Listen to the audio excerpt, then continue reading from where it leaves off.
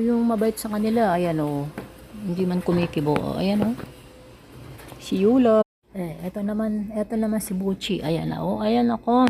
Ang ginagawa mo ba, Che?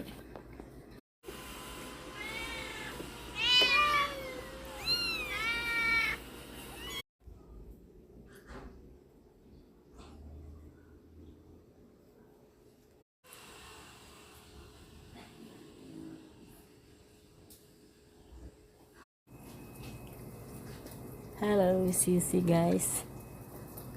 Nagluluto ako.